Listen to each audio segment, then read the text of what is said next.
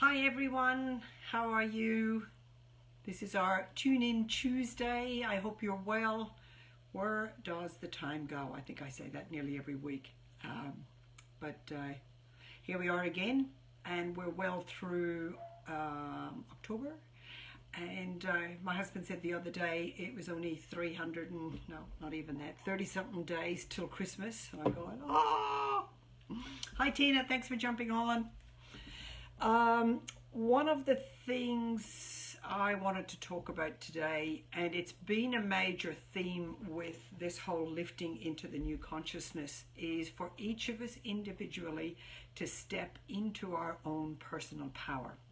And this is kind of a favorite topic of mine.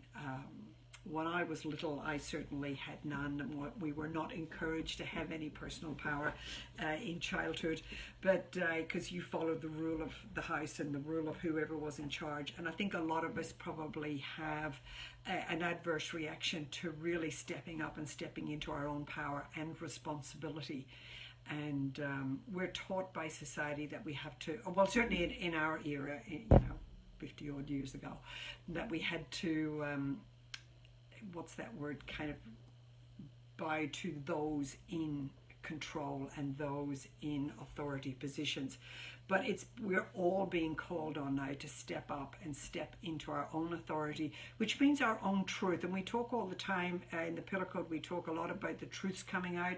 There's a lot of information going on across the world about truths coming out. And a big part of that is each of us stepping into our own truth and being able to stand behind our own opinions, our own thoughts, trusting into our knowing so that we trust ourselves, and being powerful people. So what I wanted to explain is, in order to have power, we have to take responsibility. So there's a couple of little bits to this. Traditionally we've been, people have sort of used things like you have to be responsible, and it was almost like a negative. So to have responsibility was a bit of a negative, and if we didn't take responsibility, it was a bit like we were shirking, growing up and taking on responsibility. But also another part of that is if we blame other people, and I talk a lot in work with clients, if we're blaming other people for the things that are going on in our lives, we are making that other person responsible for what's happening to you.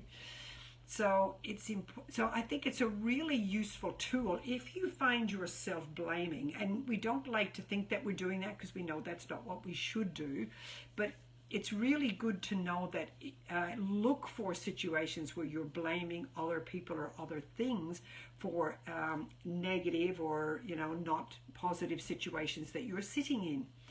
So if you're saying to yourself, well, I'm not happy because of this, or I can't do that because of that person, or there's stuff outside of me, I'm talking about in your environment or in the world, that's stopping you from doing what you want to do, then that's like blaming.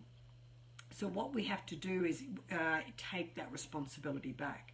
Because if I blame someone for making me feel sad, or someone for making me angry, that person makes me angry, we are saying that person has the power over me. You see, we're making them responsible, and whoever holds the responsibility also holds the power. And when I discovered that many years ago, that was just revolutionary for me. So I went, bugger that. I'm going to take back my power, and I'm going to take back my responsibility. Because when you become responsible, then you can do something about it, right? So that's so much better. So if I'm responsible for everything that's going on in my life, then I'm in control. And you're not in control from a negative point of view. You're in control because you have the power. You are taking the authority in your life.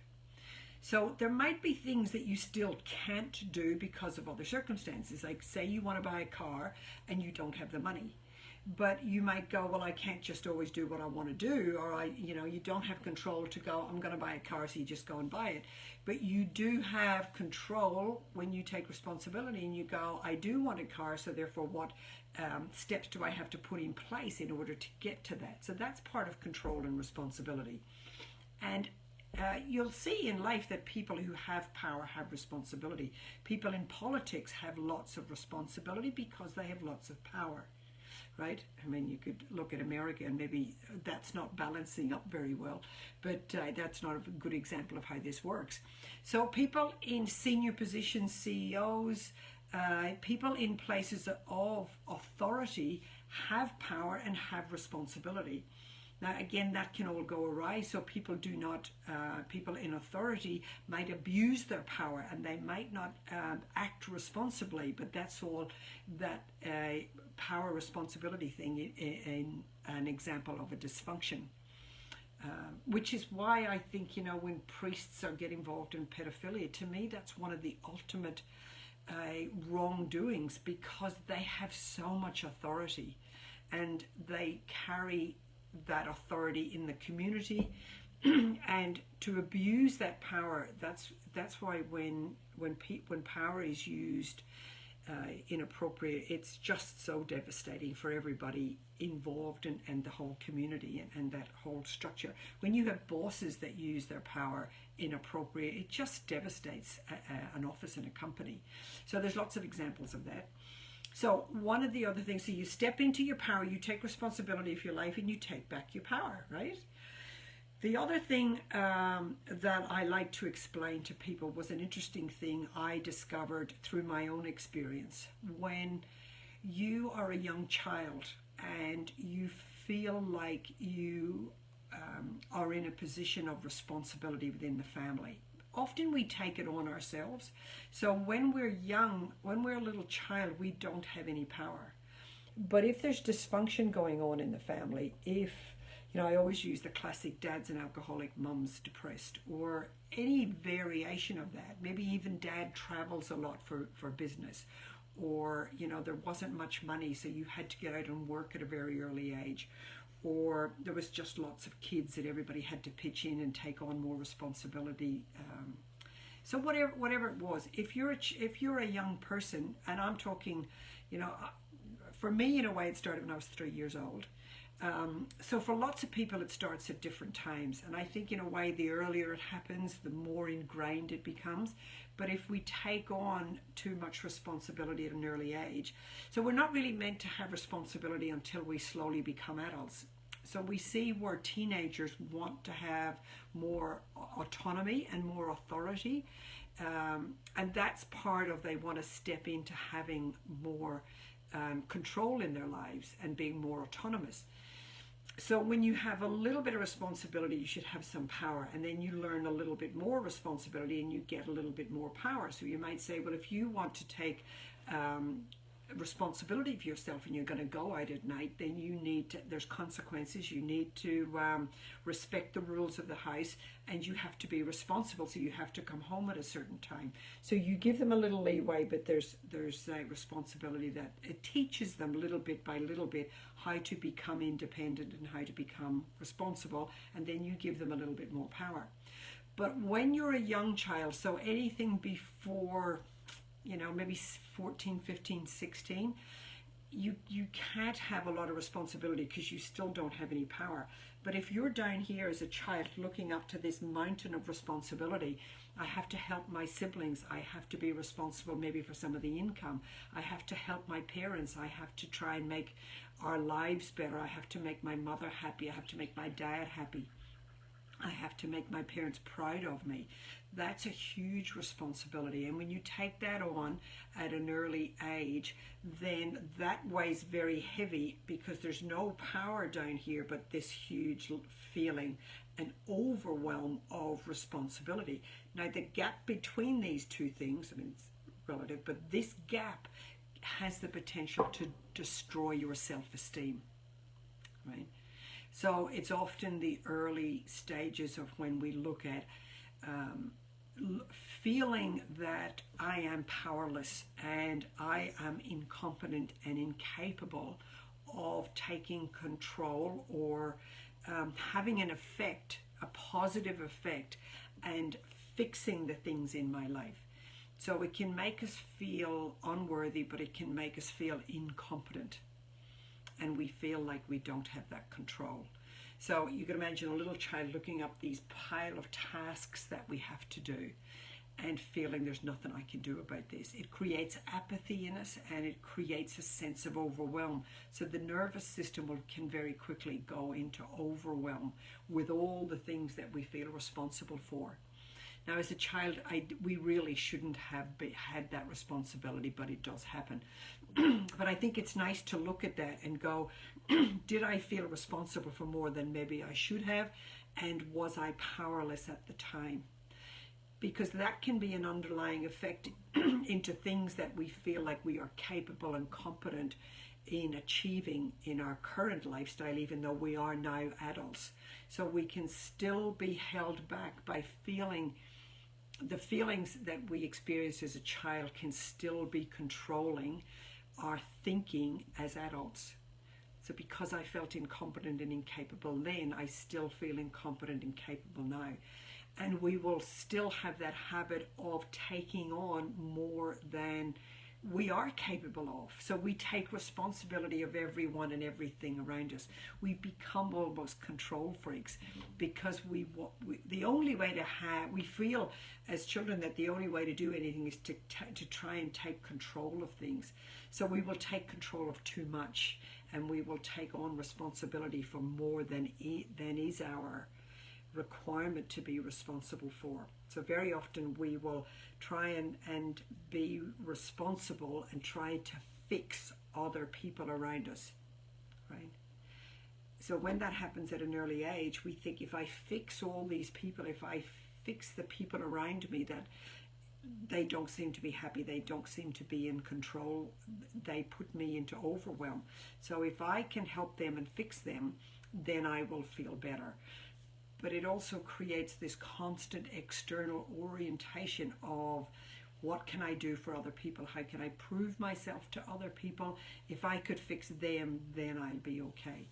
And that just doesn't work. You can try that over and over again, and it always feels like no matter what I do, it's not enough. Because the problem is it's not the doing of things that are not enough. You feel not enough. And when you dig down deep into that, you'll find that there is this distortion about what you're responsible for and how much power and control that you have. So we need to learn to accept our power, reduce the responsibility, and also part of the thing is with responsibility, for a start, taking out all the things that you are absolutely not responsible for, and in most cases you're not responsible for a lot of the people around you. Unless you have children, you're really not responsible for them. If you have staff reporting to you, you are responsible to them up to a point. But when the people around you are adults, then they are all responsible for themselves. And the best thing is to give them a sense of power and control and autonomy.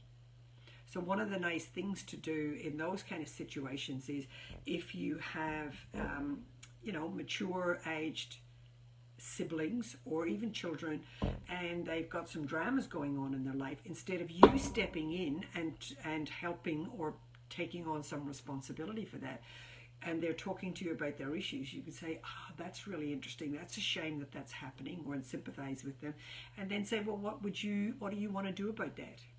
I know you'll fix this. I know that you've got this under control. What do you think you want to do about this? Okay, so that's one way to do it. So you're encouraging them, you're helping them to access their own authority, and then you don't have to take that on. So that's a nice thing to do, both for the other person and yourself. So take out all the people and all the things that you're not responsible for. Then look at what you actually are responsible for. Okay. But then a lot of this stuff you don't have to be responsible for all at the one time. So you might have a great long list of all the things you want to accomplish and that you want to do and that you're responsible for. But let's put some timelines on it, right? You don't have to be responsible for all of it today. You don't have to be responsible for all of it even this week. So if there's things you want to accomplish, then write a list, but also put some dates on it. So you go, if I want to do this, then I need to do that, and then I need to do that, and then I'll get to that bit. And you put a timeline out in front of you, and then it means that you don't have to carry around the burden related to the responsibility at the moment. You know when, so that's kind of that time management and planning things out, because it gets you organized, and mentally, emotionally, that you can sort of lighten up on some of that and let a bit of that just release and let go, and come back to your peace, come back to your present time. So that's one of my very favorite kind of stories or lessons that I've learned in life. And I've gone through it with a lot of clients over the years. And we talked about, I've got a little fly in the room. We talked about it at the workshop at the weekend. For those of you, Tina was there, and we were doing the muscle testing workshop. And as well as just learning muscle testing, we covered lots of stuff about emotions and emotional patterns and unconscious mind. And this was one of the topics that came up again. And a lot of the people in the room and who were attending the workshop thought that it was very useful. So I put it on my list of one of the things that we could talk about. So if you've got questions in relation to any of that, and you'd like some help with it, and you go, yeah, I hear what you're saying, but that doesn't apply in my situation. Yes, I've got problems with power and responsibility, but mine's a bit like this, and how would that work? I'm very happy to give you some guidance and some help on that if I can. So that's it. Lots of other stuff going on. I did post a beautiful meditation the other day with Jason Shirka, whatever his name is. I recommend you doing that. It was just lovely. I was just in the mood for it on Sunday morning and thoroughly enjoyed it. So take care of yourselves. That's probably all I've got to say today. Anything else I can do or help with, then please let me know. Oh, I did post, I've picked up a date, not next weekend, but the weekend after. I will be redoing the muscle testing workshop. Now, there's lots of people who do not live in Sydney or close by who have asked me, would I be able to run it online over Zoom? Yes, that is something I'm planning to do. The one we did last weekend is the first one. I want to run one more, so that's going to be on Saturday the 24th. We go from 10 until 4. After that, I look at doing it online. I just wanted to refine it, tone it down, but just align it really nicely, so make sure that it runs smoothly and understand people's questions, what works, what doesn't work, and we'll make sure that it's working in the online environment. So we would have to do that over Zoom, because I want to be able to interact with everybody and take your questions and understand how the muscle testing's going, and explain lots of things. So I hope you're well. I'm really well. We've had the most gorgeous day in Sydney. We got out and about and getting ready for summer. So I hope you're in a good space wherever you are. You're happy and healthy and enjoying life as best you can. So God bless, take care, and I'll talk to you all again next Tuesday if I don't see you before. Thank you. Bye. Thank you.